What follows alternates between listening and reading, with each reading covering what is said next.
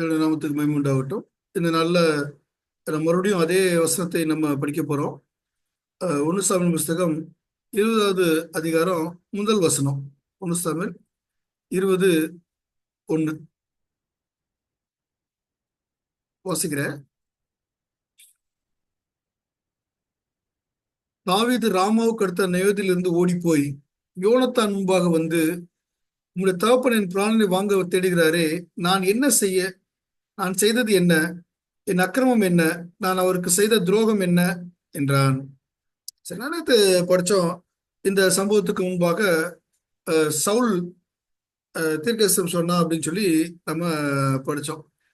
தீர்க்கதரிசனம் சொல்லி அவன் நிர்வாணியதான்ங்கிறதுக்கான அர்த்தத்தையும் நம்ம நேத்து படிச்சோம். நம்ம என்ன படிக்க போறோம் அப்படின்னு சொன்னா, சவுல் அங்க வந்து இருக்கிறாரு. தாவீது சவுல் அங்க இருக்கிற வரைக்கும் அவன் என்ன செய்யலைன்னா அந்த இடத்த விட்டு போகல. அதாவது தாவீது சவுலுக்கு பயந்து ராமாவில் இருக்கக்கூடிய சாமுவேல் இடத்துல போய் உட்கார்ந்துருக்காரு.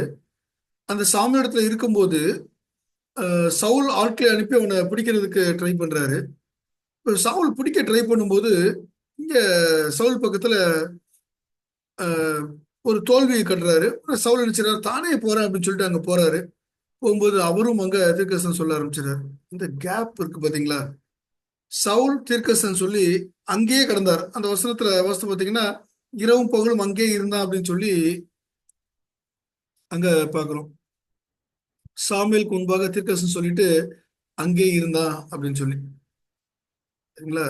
இந்த கேப்ல தாவீது என்ன பண்றாருன்னா கிளம்பி வர்றார். சவுல் அங்க சாமுவேல் கிட்ட இருக்கும்போது தாவீது அங்க இருந்து ஊருக்கு வர்றான் அப்படின்னு சொல்லி பார்க்கலாம். அதான் இந்த வசனம் சொல்லுது. அவன் அங்கிருந்து ஓடி போய் யோனத்தானே சந்திக்கிறதுக்கு வர்றான்.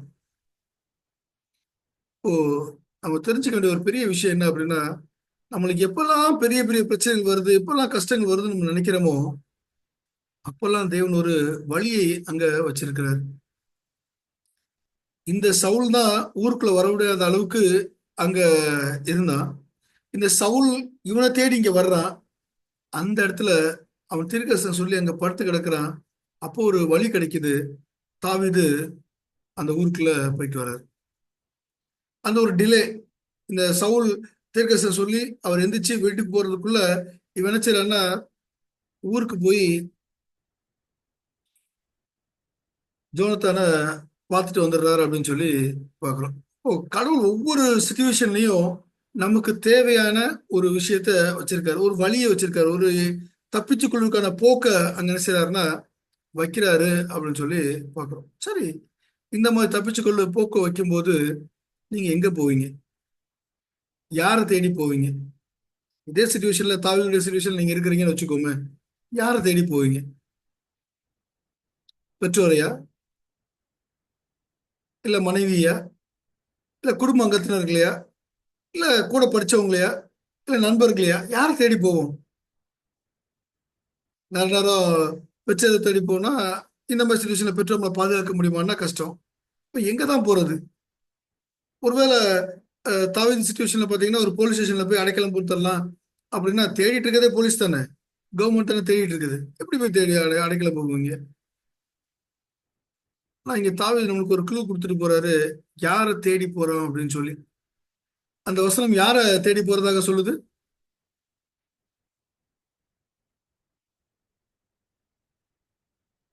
யாராவது கவனிச்சிட்டு இருக்கீங்களா? எல்லாரும் கவனிச்சிட்டு இருக்கீங்களா? யோனத்தான தேடி போறாரு. யோனத்தானை தேடி போகுது. யாருக்கு அந்த யோனத்தான்?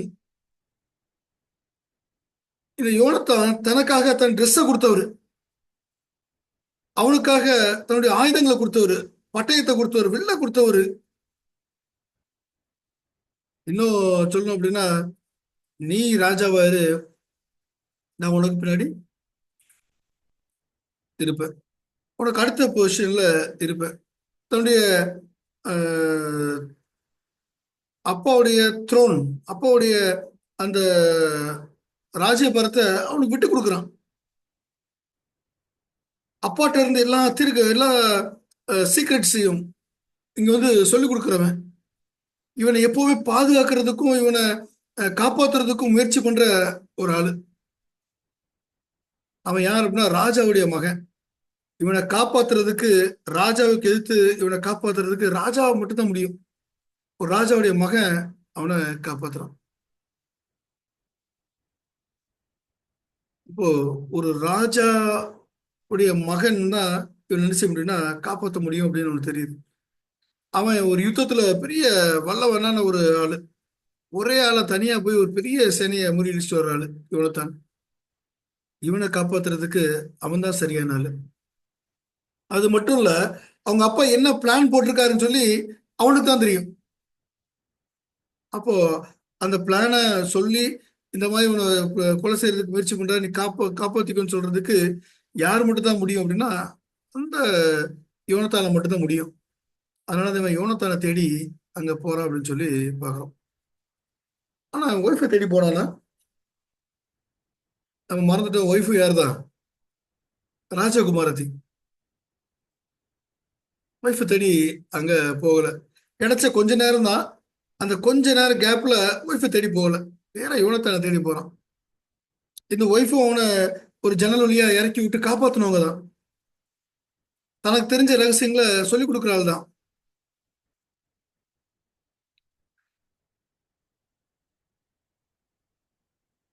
ஆனா ஒய்ஃபை தேடி வேணும் செய்யலைன்னா போகல. ஏன் ஒய்ஃபை தேடி போகலன்னா இவனை பாதுகாக்கிற அளவுக்கு அவங்கள்ட்ட பலன் கிடையாது. அவங்களால ஒரு அஹ், பிரச்சனையில இருந்து காப்பாற்றி விட முடியுது. ஆனா காப்பாற்றி விட முடியும் அப்படின்னா அதை எதிர்த்தோ கொண்டு போய் செய்ய முடியாது. அவங்களுக்கு சீக்கிரட்ஸ் தெரியுமான்னு சொன்னா அவங்க நாலேஜுக்கு வந்த காரியத்தை மட்டும் தான் அவங்களால பார்க்க முடியும். அந்த ராஜ அரண்மனையில போடுற சீக்ரெட்ஸை அவங்களால சொல்ல முடியாது. அவர்களுக்கு வெளிப்படுத்தினது, அவங்க கண்ணில் பட்டது மட்டும்தான் அவங்களால சொல்லிக் கொடுக்க முடியும். அதனாலதான் எங்க போகலன்னா மனைவியை தேடி போகல, இவன் நேரா யோனத்தானை தேடி போறான். சரி, நமக்கு பிரச்சனை வரும்போது ஏன் யோனத்தானை தேடி போகணும்? ஏன் தன்னுடைய மனைவியை தேடி போக கூடாது? இங்க மனைவி அப்படிங்கிறது யாரை ரெப்ரசன்ட் பண்ணுது அப்படின்னு சொல்லி பாத்தீங்கன்னா சபையை ரெப்ரசன்ட் பண்ணுது. அது யோனத்தான் அப்படிங்கிறது கிறிஸ்துவை நம்ம ரெப்ரசன்ட் பண்ணி படிக்க போறோம். சபையை ஏன் தேடி போக கூடாது? இந்த சபை நம்மளை காப்பாத்துறதுக்கு என்னெல்லாம் இருக்குதோ எல்லா விஷயத்தையும் சொல்லிக் கொடுக்கும். என்னென்ன வழிகள் இருக்கோ அதை சொல்லிக் கொடுக்கும். இப்படி செஞ்சா நீ ரட்சிக்கப்பட முடியும்னு சொல்லி சொல்லிக் கொடுக்கும். இந்த சபை நம்மள தேவன்கிட்ட இருந்து கற்றுக்கிட்ட அந்த சபைக்கு வெளிப்படுத்த பாடங்களை மட்டும்தான் செய்ய முடியும். அதால நம்மளுக்கு சொல்லிக் கொடுக்க முடியும். இன்னைக்கு தேவன் என்ன பிளான் போட்டிருக்காருன்னு சொல்ல முடியாது. இன்னைக்கு தேவன் உங்களுக்கு என்ன கருத்தை வச்சிருக்காருன்னு சொல்ல முடியாது. அது நீங்க நேரா தேவன்கிட்ட கேட்டா மட்டும்தான் முடியும். கிறிஸ்து சபையில இருந்து கத்துக்கிட்டாரா அப்படின்னு சொன்னா இல்ல.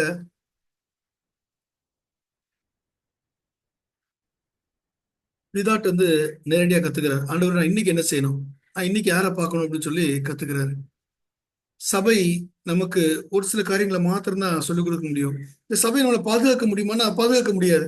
இந்த சபை பாதுகாப்பா இருக்கிறதுக்கு என்னென்ன வழிகள் உண்டோ எல்லாத்தையும் சொல்லிக் கொடுக்க முடியும்.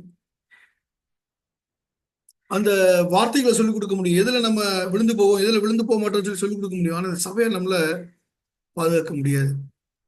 ஒரு பெரிய இக்கட்டு காலம் வருது அப்படின்னு சொன்னா அந்த இக்கட்டு காலத்துல இந்த சபை இருக்கிறது இல்ல. தனித்தனி நபர்களாக நீங்க நிக்க போறோம். இப்போ யார தேடி ஓடணும்? ஒரு இக்கட்டு காலம் வரும்போது நம்ம யாரை தேடி ஓடணும் அப்படின்னா சபையை தேடி இல்ல. சபை தனக்கு செய்ய வேண்டிய எல்லாத்தையும் செஞ்சு முடிச்சிருச்சு. கிறிஸ்துவை தேடி ஓடணும். யார் இந்த கிறிஸ்து அப்படின்னு சொல்லி பார்த்தீங்கன்னா அவர்தான் நமக்கு நீதியின் ஆடையை கொடுக்கிறவர். இந்த நீதியின் வஸ்திரம் இல்லாம பரலோகத்துக்கு என்ன செய்ய முடியாது, போக முடியாது. நம்மளை ரட்சிப்புக்கு உள்ள கொண்டு போக முடியுமானா கொண்டு போக முடியாது.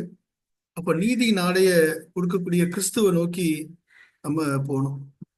நான் இந்த நீதியின் ஆடையை பெற்றுக்கொள்றதுக்கு இந்த யோனத்தை என்ன செஞ்சான்னா போட்டிருந்த ட்ரெஸ்ஸை அப்படியே கழட்டி கொடுத்துட்டு போயிட்டான். நேத்துல படிச்சோம் நேக்கட் அப்படின்னு சொன்னா ஆஃப் நேக்கட் அப்படின்னு சொல்லி படிச்சோம். அந்த மாதிரி தன்னுடைய ஆடையை கழட்டி யாருக்கு கொடுத்துட்டு போறான்னா தாவீதுக்கு கொடுத்துட்டு போறான். நீங்களும் நானும் பாவம் செஞ்சு ஆடை இல்லாமல் நிர்வாணிகளா இருக்க வேண்டிய இடத்துல தேவன் நீதியின் வஸ்திரத்தை நமக்கு கொடுக்கிறார்.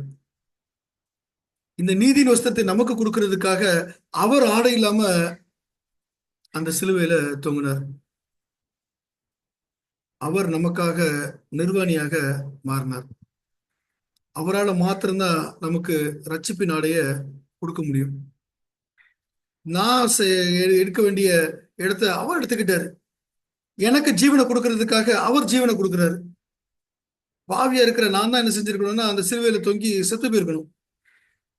அதுக்கு பதிலா அவர் எனக்காக அங்க சிலுவையில தொங்குறாரு. யோசிங்க, யார் நம்மளை காப்பாற்ற முடியும் அப்படின்னா, எனக்காக யாரு ஆடைகளை கொடுக்கிறாரோ அவர் தான் என்னை காப்பாற்ற முடியும். யார் எனக்கு ஆஹ், ஜீவனை கொடுக்கறதுக்கு தயாராக அவர் தான் என்னை காப்பாற்ற முடியும். இன்னும் நம்மளுக்கு ஆயுதங்களை கொடுத்துருக்காருன்னு சொல்லி பார்த்தா ஆயுதங்களை கொடுத்துருக்காரு. எபேசியர் 6ஆம் அதிகாரத்துல வாசித்து பார்த்தீங்கன்னு சொன்னா, நீங்கள் பிசாசு தகுந்தவங்களை எதிர்த்து நிற்கத்தக்க திராணி உள்ளவர்களாகும்படி தேவனுடைய சர்வாயுத வர்க்கத்தை தரித்துக் கொள்ளுங்கள். நீங்க போராட போறது மாம்சம் ரத்தம் அதிகாரங்களோடு கிடையாது, அந்தகார லோகாதிகளோட போராட போறீங்க. அதனால நீங்க என்ன செய்யுங்க, சர்வாயுத வர்க்கத்தை தரித்துக் கொள்ளுங்க. சத்திய அறையை சத்தியம் என்னும் கச்சையை கட்டிக்கொள்ளுங்க. நீதி என்னும் மார்க்கவசம், சமாதானம் சுவிசேஷத்துக்கு ஒரு ஆயுதம், பாதரட்சை, பொல்லாங்கன இதை அக்னியை அவித்து போடத்தக்கதாக ஒரு பெரிய அக்னி கேடயத்தை பிடிச்சுக்கோங்க. ரட்சணியம் தலை சீரா, ஆவியின் பட்டயம். யாருங்க கொடுக்கறதெல்லாம்? நீங்க போராடுவதற்கும் நீங்க ஜெயிக்கிறதுக்கும் உங்களுக்கு ஆயுதத்தை கொடுக்கிறது தேவன். அந்த கிறிஸ்துவால மாத்திரம்தான் என்னை காப்பாத்துறதுக்கு முடியும். நீங்க ஜெயிச்சு வரும்போது அவர் சொல்றாரு, நீ ஜெயிச்சு வரும்போது எங்க அப்பாவுடைய த்ரோன்ல நீ தான் உட்கார போற, நான் உனக்கு அடுத்து நினைச்சிடறேன் உட்கார்றேன். அந்த சிங்காசனத்துல நான் இல்ல, நான் உனக்கு அடுத்து இருந்துக்கிறேன். கிறிஸ்து நம்மளை எங்க கொண்டு போய் உட்கார வைக்கிறாரு தெரியுமா? வெளிப்படுத்தல் 3ஆம் அதிகாரம் 21 சொல்லுது, நான் ஜெயங்கொண்டு என் பிதாவின் சிங்காசனத்தில் அவரோடு கூட உட்கார்ந்தது போல ஜெயங்கொள்ளுடன் எவனோ அவனும் என்னுடைய சிங்காசனத்துல என்னோட கூட உட்காரும்படி அருள் செய்வேன். அவருடைய சிங்காசனத்தை நமக்கு ஷேர் பண்றாருங்க. அவர் பிதாவுடைய சிங்காசனத்துல உட்கார்ந்துருக்காரு, அதே சிங்காசனத்துல நம்மளே உட்கார்றதுக்கு ஷேர் பண்ணி கொடுக்குறாரு. ஜெயம் கொள்ளுகிறவனுக்கு ஷேர் பண்றாரு. இந்த யோனத்தான சொல்றாரு, நீ கண்டிப்பா என்ன செய்வ, இந்த ராஜ்யபாரத்தை பிடிச்சு கொள்வ. அப்ப பிடிக்கும்போது நான் உனக்கு பின்னாடி இருந்துக்கிறேன். அவர் தன்னுடைய சிங்காசனத்தை ஷேர் பண்ணாரு. இந்த கிறிஸ்துவும் நமக்காக சிங்காசனத்தை ஷேர் பண்றவரா இருக்காரு. நான் காப்பாத்துறாருன்னு சொல்லி பார்த்தா சங்கீதம் 121:7 சொல்லுது, கர்த்தர் உன்னை எல்லா தீங்குக்கும் விலக்கி காப்பார், அவர் உன் ஆத்மாவை காப்பார். தேவன் நமக்கு பாதுகாக்கிறதுக்கு தயாரா இருக்கிறாரு. இன்னும் நமக்காக அவர் ரகசியங்களை கொண்டு வர்றாரு. பிதாவின் ரகசியங்களை, பிதாவிடத்துல போட்ட ரகசியங்களை அவர் நமக்கு எடுத்துட்டு வர்றாரு. அன்றன்றைக்கு நம்ம தேவன்கிட்ட கேட்கும்போது புதுசு புதுசா நம்மளுக்கு யோசனைகளையும் என்ன செய்யணும் அப்படிங்கிறத காரியத்தையும் நம்மளுக்கு சொல்லிக் கொடுக்கிறாரு. தேவன் இந்த யோனத்தானை போல நம்மளை பாதுகாக்கிறதுக்கு எல்லா விஷயத்தையும் செய்ய ரெடியா இருக்காரு. நான் எப்படி பார்த்தா நம்ம தேவனுக்கும் நமக்கும் பெரிய பிரிவினை இருக்குது, நம்மளை ஒண்ணு சேர்க்கறதுக்கு அவர் முயற்சி பண்றாரு. இவர் யார் அப்படின்னா, அந்த தேவனுடைய குமாரன். எந்த தேவனுக்கு விரோதமா நம்ம பாவம் செஞ்சு நிக்கிறோமோ அந்த தேவனுடைய குமாரன், அந்த ராஜாவுடைய மகன். அவர் நம்மளை காப்பாத்துறதுக்கும் நம்மளை ஒண்ணு சேர்க்கறதுக்கும் ரெடியா இருக்க. யோனத்தான் அடிக்கடி அவங்க அப்பாட்ட பேசுவாரு, அவன் என்ன செஞ்சான், அவன் மேல குற்றம் இல்லை, அவனை மன்னிச்சிருங்க அப்படின்னு சொல்லி பேசுற மாதிரி கிறிஸ்துவும் நமக்காக பிதாவிடத்துல பரிந்து பேசுறவரா இருக்கிறார். இதெல்லாம் எப்ப நடக்கும் அப்படின்னு சொன்னா, தாவீது கேட்கிறான், நான் என்ன செஞ்சேன், நான் செஞ்ச பாவம் என்ன, நான் செஞ்ச துரோகம் என்ன, இந்த அக்கிரமம் என்ன? இந்த வார்த்தைக்கு என்ன அர்த்தம் அப்படின்னு சொன்னா, அந்த பாவங்கிற வார்த்தை எங்க இருக்குதுன்னா, சட்டா அப்படிங்கிற வார்த்தையில இருந்து எடுக்கப்பட்டுச்சு. இதுக்கு என்ன அர்த்தம்னா, நம்மளுடைய டார்கெட்டை நம்ம மிஸ் பண்றோம் அப்படின்னு சொல்லி அர்த்தமா. நமக்கு கொடுக்கப்பட்ட எய்மை நம்ம மிஸ் பண்ணி விட்டுட்டோம். ஒருவேளை அம்பு எய் சொல்றாங்க அப்படின்னா, அந்த சரியான இடத்துல ஏமா வேற இடத்துல அம்பு ஏறுது. அதுதான் அது பேர் என்னன்னா, டார்கெட்டை மிஸ் பண்றது. அந்த பாவம் அப்படிங்கிற வார்த்தைக்கான அர்த்தம். அவன் கேட்கறான், நான் என்ன மிஸ் பண்ணேன், நான் எனக்கு நீங்க கொடுத்த வேலை எதுவும் செய்யல, நான் இந்த இஸ்ரேலை காப்பாத்தாம இருந்தேனா, ராஜாவுக்கு உண்மையா இல்லாம இருந்தேனா, இந்த இஸ்ரவேலுக்கு எதிராக வரக்கூடிய ஒவ்வொரு எதிரிகளையும் நான் ஜெயிக்காம இருந்தேனா, என்னுடைய எண்ணங்கள் முழுக்க இந்த ஜனங்களை காப்பாற்றுவதில் இல்லாம இருந்துச்சா, கோலியாத்தை ஜெயிக்கலையா, தனியால நின்று பெலிஸ்தர்களை ஜெயிக்கலையா, இப்ப எதுக்கு தேவன், எதுக்கு இந்த சால் என்ன கொல்ல ட்ரை பண்றான் அப்படின்னு சொல்லி அவன் கேள்வி கேட்கிறான். அவனை ஆராய்ஞ்சு பார்த்து கேள்வி கேட்கிறான். கிறிஸ்துவும் உங்களுடைய இதே கேள்வி கேட்பாருங்க. நீங்க சபைக்காக என்ன செஞ்சீங்க? உங்களுக்கு கொடுத்த டார்கெட்டை கரெக்டா போனீங்களா, அல்லது உங்க டார்கெட்டை மிஸ் பண்ணீங்களா?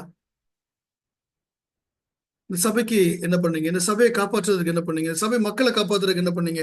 தேவனுக்காக என்ன பண்ணீங்க? உங்களுடைய எண்ணங்கள் எப்படி இருந்துச்சு? இந்த தாவீது எண்ணம் முழுக்க முழுக்க இந்த ஜனங்களை காப்பாற்றுறதுல இருந்துச்சு. அவன் ஓடி போய் ஒரு இடத்துல உட்காந்துருப்பான், அந்த இடத்துல கூட ஒரு கூட்டத்தை காப்பாற்றுவான் பெலிஸ்தர்ட்ட இருந்து. இந்த மணிக்கு இந்த இடம் பேர் கில்போவா அப்படின்னு நினைக்கிறேன், அந்த ஊர் மக்கள் நினைக்கிறேன். அந்த ஊர் மக்களை காப்பாற்றுவான். அந்த ஊர் மக்கள் இவனை சவுல்ட்ட காட்டி கொடுப்பாங்கன்னு சொல்லி தேவன் சொன்னா அந்த இடத்துல இருந்து வெளில போயிடுவாரு. அப்போ அஹ், மக்களை காப்பாற்றுவதில் மாத்திரம்தான் அவனுடைய எண்ணங்கள் இருந்துச்சு. அவன் அந்த வேலையை சரியா செஞ்சிருந்தான். கேட்கிறான், நான் செஞ்ச பாவம் என்ன அப்படின்னு சொல்லி. அவனுக்கு யோனத்தான் உதவி செய்யறாரு. இல்ல, உன்கிட்ட எந்த குறையும் இல்ல, உன்கிட்ட எந்த குற்றமும் காணப்படல, நீ எந்த அக்கிரமும் செய்யல, நீ சொல்ற வேலையை சரியா செஞ்சு முடிச்ச அப்படின்னு சொல்லி அவர் உங்களுக்கு உதவி செய்யறாரு. உங்களுக்கும் தேவன் உதவி செய்யணும், உங்களுக்கும் கிறிஸ்து உதவி செய்யணும், உங்களோடு கூட தேவன் இருக்கணும் அப்படின்னு நினைச்சீங்க அப்படின்னா உங்க டார்கெட்டை நீங்க மிஸ் பண்ணாம இருக்கணும். தாவீது போல ஆண்டவரே என்ன அக்கிரமம் செஞ்சேன்னு கேள்வி கேட்கிற அளவுக்கு நம்முடைய எண்ணங்கள் இருக்கணும். இந்த மக்களுக்காக, இந்த சபைக்காக, இந்த ஜனங்களுக்காக நீங்க பேசியிருக்கணும். இவங்களை காப்பாற்றுறதுக்கு முயற்சி பண்ணியிருக்கணும். இந்த சபையை வளர்க்கறதுக்கு முயற்சி பண்ணியிருக்கணும். இந்த சபையை பாதுகாக்கிறதுக்கு முயற்சி பண்ணியிருக்கணும். எண்ணங்கள் முழுக்க முழுக்க தேவன் மேலும் சபை மேலேயும் இருந்தது அப்படின்னு சொன்னா தேவன் நம்மளை பாதுகாக்கிறதுக்கு தயாரா இருக்கிறார்.